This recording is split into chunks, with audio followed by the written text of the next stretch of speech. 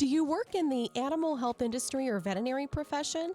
Have you ever wondered how people began their careers and how they got to where they are today? Hi everyone, I'm Stacy Purcell, the founder and CEO of The Vet Recruiter, the leading executive search and recruiting firm for the animal health industry and veterinary profession. I was the first recruiter to specialize in the animal health industry and veterinary profession in the United States and built the first search firm to serve this unique niche.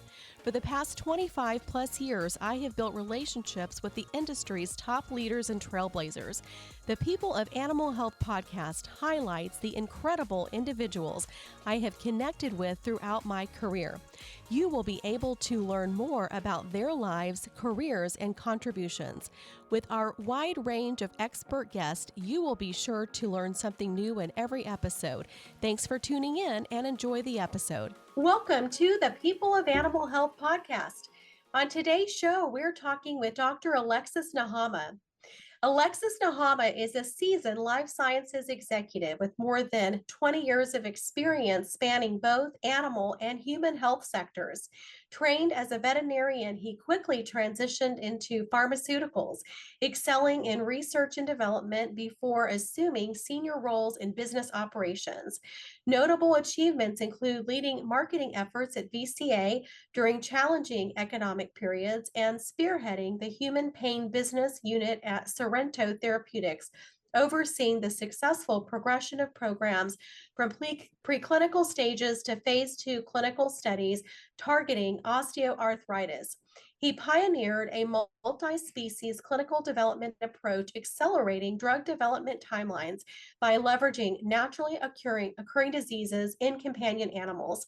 Beyond corporate endeavors, Alexis is committed to advancing veterinary care and education through nonprofit board positions. A high-intensity individual at heart. Outside of work, he's logged more than 800 skydives and now channels his passion into aerobatic airplane competitions. I want to hear more about that. Well, welcome on to the People of Animal Health podcast. And how are you, Alexis? Very good. Thank you, Stacy. Thank you for having me. I'm so glad you're here today because we've known each other for many years, and I know that you've had tremendous success up to this point in your career. But I would like to start off at the bottom in the very beginning of your career. I'd love to learn more about what was your life like growing up and where did you grow up, Alexis? Oh, I was the child of an expatriate engineer from France. And so I grew up all over South America, having been raised in like my sister was born in Brazil. I spent the first 7 years of my life in Brazil, and my dad used to be relocated every 2 to 3 years. So we got to travel a lot and got to be in lots of different places, learn lots of different languages until the teenage years where I had the opportunity to come back to France with them and go to vet school in Paris. Well, when did you first figure out what you wanted to do professionally? Well, I think very early on, I had the two paths. One would have been to go into the military to become a fighter pilot, but I think that maybe the structure wouldn't be really my thing. But my eyes at the time, being nearsighted, made the choice for me, and the other choice was biology. And I was always fascinated with how the bodies work and all the mechanisms and physiology in particular. And veterinary medicine was a good approach overall because it's so broad and veterinarians can do anything.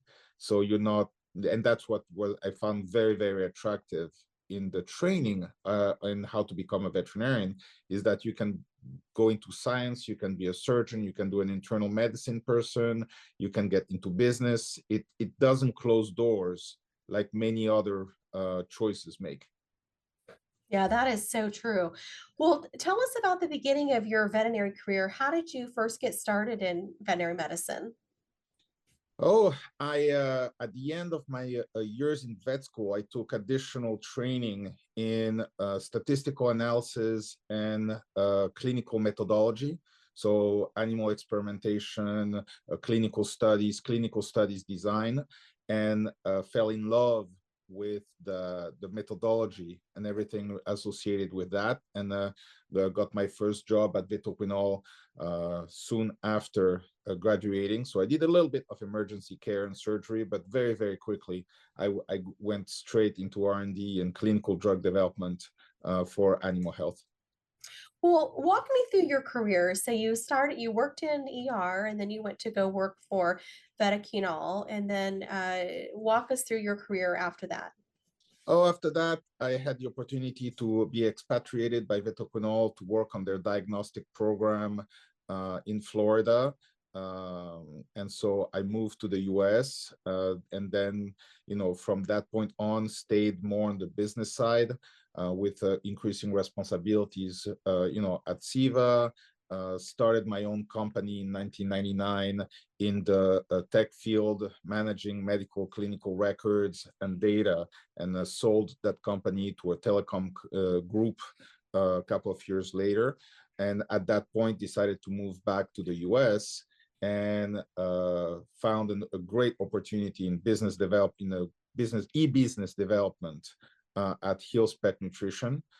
And then just follow the career path, wherever it leads. And that's one of the things is, seizing opportunities one after the other. And, went from Topeka, Kansas to Greensboro to New York City, and then back to now in California with 7 years at VCA, then a couple of years in stem cells, and the last decade in human healthcare. Well, you said to seize opportunities and take the career path where it leads you. I can't remember if you and I first met when you were at Hills or when you were at Novartis. It was at one of those companies, but you did relocate. You have relocated throughout your career. I'm curious, what would you say to somebody who wants to grow in their career, and they want to take it to where they leads, but relocation is not something that they've thought of? What advice would you give to them? Because some people are, reluctant to move, but sometimes those can be career limiting moves if you're not open to moving. So what would you say about that? I will say, like, just do it. Very, very straightforward. It's there are times of, obviously, personal circumstances are different. If you have a family, if you have kids, if your wife has a career, there's lots of parameters. But I would recommend early on your career is just go anywhere and everywhere that you have great opportunities for growth, because one, it will show your dedication, but and your commitment. But two, and that's just my personal opinion, it's very, very important to be really close to your colleagues and get to know them on a personal basis. So I see very, very big limitations today on working remotely. It's great. There's great efficiencies, of course, but it doesn't replace it doesn't replace going, after work, have a glass of wine or beer with colleagues and just, put things on the table and manage interpersonal relationships on a people, but, direct basis. And unfortunately, I think that we still haven't found the right equilibrium in our life work balances and with modern technology on how to keep the human aspect. We are a social species. We shouldn't forget that. And I would agree with you about that. I'm going to kind of throw this at you. We haven't really talked about this yet, but just going off of what you just said, I just read an email yesterday that the federal government is considering mandating a 4-day work week. I'm curious your thoughts about that. Well, let's put it this way. I left France when the government was mandating a 4-day work week, but as a reduction of time and imposing people how much to work. I personally think the government should stay out of how much time people should or are allowed or not to work. Obviously, a good government puts protections so there is no abuse and that people have freedoms and don't get into situations where they don't have a choice. Nonetheless, let's not remove the people's choice. If I want to work 80 hours a week to advance my career, and why would I be imposed 40? the same way, if I want to make the choice of working less, why should I not have the opportunities, knowing that I'll make less income and progress slower in my career? Yeah, because what if you So want to work 5 or 6 days a week? Because some people they do that. I've certainly done that throughout my career, working six and occasionally 7 days a week, just when you have things that you're interested in and things that you have to do. So well, you've certainly taken advantage of all these opportunities that have come at you throughout your career. You talked about the different moves, to France, to Topeka, to Greensboro, to California. Was there a point in time where you felt like you were truly beginning to gain traction with your career? And if so, when was that point? I think, unfortunately, I wish, but I think I've always had a little bit of an imposter syndrome, hanging in the back of my head. Is that every time things get a little too comfortable, something in life happens that throws you back into an area of discomfort. So maybe I was lucky that I never got comfortable, and that's what forced me to evolve rapidly in my career. But looking back, I wish I had some more comfortable times. Well, that's a good point. Don't get too comfortable, because I think sometimes when you are at that place where you're feeling really comfortable, it's easy to get complacent, and then it's easy to kind of get, stuck in a rut or the status quo. And I think sometimes that keeps us from being able to move forward and continue to grow and learn new things. So, well, I know that successful people often have some highs and some lows. Everything can't be just perfect all the time. So, tell me about the highest high and the lowest low that you've experienced throughout your career up to this point. Well, life is a roller coaster, so I've had lots of highs and memorable times. I remember from the days at Novartis, we still remember the Pro Heart 6 recall, where our team at Novartis worked day and night for 5 days, and we were the first ones to go out and help veterinarians manage through the recall, which was great for our customers, but also led to a lot of market share gain. But the most fun part was everybody thought we had everything prepared in advance, which we didn't. We just worked our buttocks off, over a Labor Day weekend. Um, on a personal basis, I think one of the biggest highs I've had, which can get addictive, was like 3-4 years ago, when we had a intrathecal epidural pain management trial on the human side. And we got feedback from one of our patients on using a new drug overall. And we asked, it's a pain management drug, and it was a terminal cancer patient. And we asked the person if they would do it again, and they said in a heartbeat. And so we asked why, and it was a grandmother with a colorectal cancer. And she said, thanks to your drug, I can now feel comfortable babysitting my grandchildren. Before, I was loaded up with such high doses of opioids that I couldn't really function. And so on a personal basis, that's the absolute best high you can get. The person lived another 2 years after that, but they lived without the excruciating pain. And when you have the blessing to be able to work on innovation and bringing new therapies to market that can make that type of a difference in someone's life, it never gets old. You never get used to it. It's a real high. Now you're talking about the low, when the company where you work with, for other reasons than your program, goes into a bankruptcy, and you see 7 years of your life and the potential of such a drug being wiped out. That emotionally and personally is a very, very low. Well, you can see the direct impact that you're having on people's quality of life. Like the lady with the colorectal cancer, you saw firsthand how that improved her quality of life. So, um, what an amazing story about that. Well, I'm curious, what has been the most surprising thing to you during your career in the veterinary profession? How incredibly small our industry is, and not small as far as a negative. It is a very, very tight industry. we're very green in the way that we recycle a lot of people. They move along, and we don't discard. We just put them in other companies. But it's also and that is an advice to everyone, is always keep in mind that our industry is very, very small. So you never know who you're going to be working with. You never know where someone will be 5 or 10 years in the future. And if they don't leave the industry, they will be around. So just, remember to, don't burn bridges.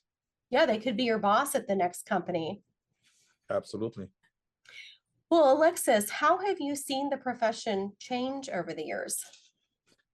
Well, I've seen the profession change both in positive and negative, and I've been around for long enough. I think that the very, very positive, and I know some people think that it's not enough yet, and there's still work to be done, but I think that our profession, at least on the industry side, more than on the field and veterinary medicine side, has finally gotten, I think, a lot of traction for women in senior positions, and for hopefully we get to the point where gender inequalities becomes a conversation of the past, and it just becomes the normal and the new normal. I know that in my teams, for example, I joke that I'm always being giving direction from all kinds of different people, and we have as much feedback and career opportunities and paths both for men, women, however people identify themselves nowadays. So that I think is a very, very good and positive. I also think that with highs and lows and some pullback lately, but in general, I see a lot more energy going into investment towards innovation and new startups and helping startups in animal health be successful. So I think that, that's a very, very strong positive, because it still is, but has always been a huge challenge for new companies and for small companies to be able to find investors and beef up their infrastructure and hire good people. And, we haven't had a healthy environment, and I think it's changing somewhat. Yeah. Yeah, I would agree with that. So looking forward, what does your crystal ball say about the future of the veterinary profession?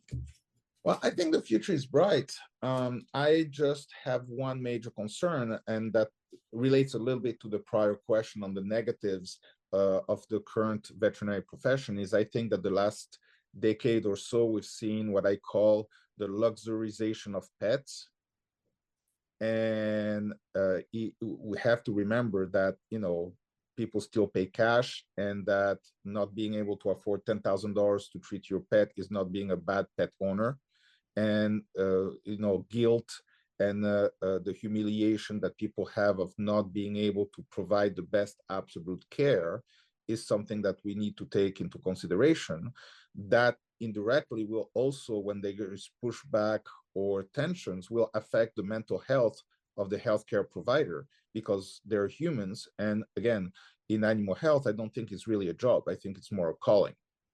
And so we have to be very careful about how pushing for higher returns, not only efficiencies and everything, and the trends of making everything so expensive for pet owners, how it can massively backfire both on the ability of hospitals to be run efficiently, but also on the mental health of the people that have to provide the care and manage those relationships. Yeah, I hear a lot more conversation now about the spectrum of care. Mm-hmm. Um, so, what are some of the daily habits that you believe have allowed you to achieve success? I don't sleep. I believe you. No, so, seriously, I think that I don't have necessarily daily habits. I have daily habits I wish I could implement more. One of which is, learn to turn off your electronics, at least nowadays, and disconnect from the being always connected. I think that I have always been connected, and more into the instant responses to things. I force myself a little bit of blocking out time, at least for projects. There's nothing more distracting than having a text in the middle. And I'm not talking about blocking 3 hours in a row. I'm saying block half an hour, just half an hour. There's nothing in the world that cannot wait 20 minutes today for a response. Mm-hmm. And we tend to forget that. So that would be my number one habit, is try to really carve out time so you can focus on the important things and get them out of the way before you go back and check your electronics. And I'm really bad at it, but Yeah, it's hard. It's a habit, like you said, but I like what you said about blocking time and being intentional about that. What mentor has had the biggest impact on your career so far? oh, without no hesitation, Paula Stack. She's the person that hired me at Hills Pet Nutrition. She's also the person that forces me to explain in my resume why I had 3 jobs in 7 years with 3 different animal health companies. And I like to joke that I had 3 jobs in 3 different animal health companies, but always worked for the same boss. So every time she moved, she would hire me in the new position. And she was a great mentor because of, had a very respectful relationship, and she knew exactly what needed to be done. But we had, in a way, developed non-verbal communications. I knew what needed to be done. She knew I could get it done. And, we joke, like, you see all the cartoons when you have a father and a son and they talk and it's just a grunt. Huh? Oh. And that's, Mm-hmm. yeah, that's a conversation. Well, we had a little bit the same thing over the years. And it is what I say is, when you find someone as a boss or as an employee with whom you have really good alignment and things flow, don't let go of that, because it's really precious. And I had the benefit of doing working through 3 different companies with Paula, and following her lead and learning from her, and that did impact my overall career. Well, and that's a sign of a good leader and mentor too, to have somebody, follow you from company to company. So that speaks very well of Paula. And I know Paula. Well, I know we talked about your beginnings, your childhood, where you grew up, talked about how you got started in the industry. I'd love for you to share with the listeners about the kinds of projects that you're up to today. Oh, well, let's put it some today. I helped finalize. Never wanted to learn, but you learn from every single experience. So I've been these last 6 months helping the company manage through and optimize how to restructure and how to get through a Chapter 11 bankruptcy. um, Again, a big part of that is finding potential partners and being able to preserve the value of the pain management program I had been working with, because it would break my heart to see it go away, versus finding a new home and finally get it to market, because it can help so many people. But then, following that experience overall, I have started and working on the pipeline of a new co that really is leveraging both human and animal health, taking human life sciences assets that companies should not be distracted with, and but have great potential and innovation in animal health, and taking those through licenses and bringing them to animal health. So in a way, we joke with our current potential partners, and we're finalizing our deals, that we are going to become the outsourced veterinary division for human life sciences companies. Wow. Well, so I want to talk about skydiving because I know at the beginning of the conversation I mentioned that. I want to learn more about that. How did you get interested in skydiving? Well, I learned to fly. My dad was a pilot. I learned to fly in gliders, and you always wear a parachute when you're flying gliders over the mountains in the south of France. I also very early on got a lot of interest for flying airplanes upside down and aerobatics. You always wear a parachute. And one day I realized that maybe the time you need to bail out of an airplane or a glider might not be the best time to learn how a parachute works. No. And so I decided to go to a drop zone and do a couple of jumps just to feel comfortable and be prepared in case I ever had to use a different type of parachute. And fell in love with the sport and made a lot of friends. And my wife now also got what was getting into the sport, and she has over 1,000 jumps and 2 world records. So it's just became something that became part of our life. Wow, what's that experience been like for you? Well, it's a very, very, very good experience, and it's also an experience that caters to my ADD-like personality. But it's also something that people don't realize, that the best people, either flying airplanes in aerobatics or skydiving, are really risk-averse people. And people think of people jumping out of an airplane as risk takers, but they're not. If they're risk takers, they will die. So you have to be a risk adverse person that doesn't mind putting yourself in an environment that is potentially dangerous, but you take all the precautions and all the proper steps and all the processes to ensure that as much as possible is controlled. Were And you scared so, the first time that you did it? no, not really. It's more excitement. you know you're in altitude, the door opens, and it's like let's see how it is. Wow. That's not something that I would ever do because I don't like heights. So I'm amazed.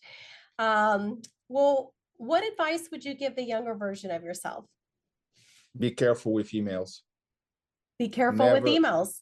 yes, never, never, never, never, ever forget that an email is not a conversation, it's a memo. It's a document that you're sending around. So if you are unhappy with something, or if you just think twice, wait another day before you send that nasty email where you tell everybody how you really think about certain things, it will always 100% of the time backfire. Do you have any personal stories about that where you've seen that happen? Yeah, I've screwed up more than once, and I still do. And and so now I try very hard to wait before expressing candidly my opinion in an email. And usually the last paragraph of every email that I write gets deleted, because it is always the last paragraph where you get yourself in trouble. So that's an advice I would give to people. If you write a 4 paragraph response on a challenge and an issue in your company, reread it without your last paragraph. And That's if very you good remove, advice. because usually people, and we always start very factual, and then we get into the recommendation, and then it ends up emotionally saying, and if we don't do this, we're gonna do, and that's the slippery slope where we get beyond the facts and the recommendation. So remove the last part, stick to the facts and recommendation, and remember, emails are not a conversation. If you Hmm. want to have a candid heart to heart with someone about something, call them, get them to your office, close the door, discuss things. Don't put it in emails. Do you feel like some people hide behind emails? Well, I think some people hide behind emails, and I think that sometimes people or organizations culturally dilute responsibilities, because when you copy 23 people, then everybody should be aware. But when you get 300 emails in which you're copied, you don't see the information, but it was sent around. So no, I think that we should formalize less and communicate more, but communicate on what is important. And again, we had the conversation at the beginning of the podcast, Stacy, is let's not forget we're social species and we're human, and there is interpersonal relationships that are important. And unfortunately, you can't see the frown on someone's face. You can't see their pupils dilate if they're getting furious at something you're saying. You just can't, and emojis don't cut it. So email is too impersonal to be a tool that you use ubiquitously. No, that makes sense. And, face to face in my experience is always better because like you said, you can see facial expressions and pick up on cues that you can't always pick up, with an email. Well, Alexis, we find that successful people tend to have idiosyncrasies that are actually their superpowers. What idiosyncrasy do you have that is probably a superpower? I am a borderline ADD. So I've been told by a therapist long time ago that it was AD, not D, because it's attention deficit or tendency of attention deficit, but not disorder, meaning that once you can manage it and once you control it, it's not a disorder.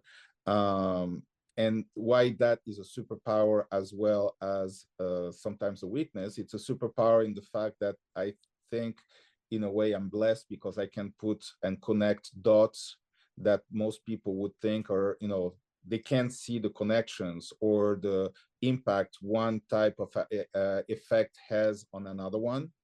And so it's easy to put strategies or analysis together to look at the bigger picture and the environment and what are the different scenarios and options when you're putting a business plan together. So that's the positive side where it comes easy to me in a way. And so I feel very lucky. But the flip side of that, it comes with its own cost, is I have a tendency of, talking too much. And because thoughts come to my mind and they have to come out through my vocal cords, otherwise I'm going to forget them. And it creates a lot of anxiety if I have a thought and then I forget and I cannot get back to it.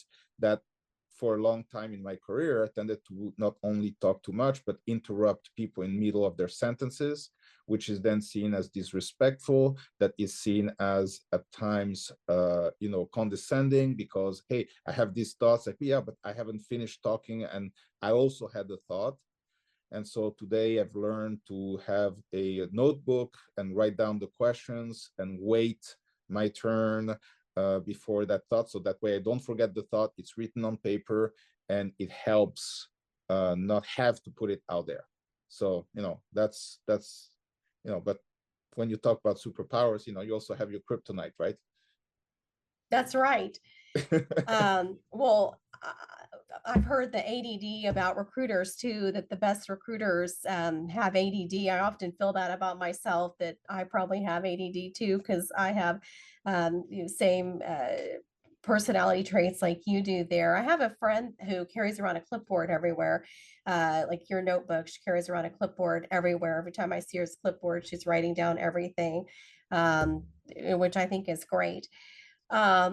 Well, what message or principle do you wish you could teach everyone? Learn to know yourself without making yourself the reference on how you look at things. And I think that's what I'm trying along the way. It's like, we have our strengths, we have our weaknesses, we have our ways to interact with people, and it's important to know yourself. But we also tend, because it's a normal human behavior, to reference things compared to our own life or our own experiences. And so we have to really, really, really learn to separate what is, us versus what is our acquired experiences, and try to, manage both sides. Hmm. Well, some of our guests say that they've had a key book that they've read that really helped them in their life or in their career. Do you have a key book in your life that has impacted you the most? If so, I'd love to hear about that. Well, business wise, I have a book that I have absolutely, and you will understand why I connect a line and I thought was absolutely wonderful. It's called Flawless Execution. I think that people focus way too much in a way on I'm strategic, or on strategy.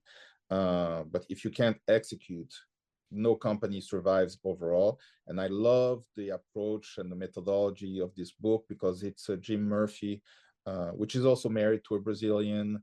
Had the opportunity to meet with him and became friends with some of his team members. He came from the US Air Force. And so they apply all the aviation and mission preparedness and mission planning, briefing, debriefing to, and he brought that methodology from the military into the business without making it a rigid military type approach and then none of that.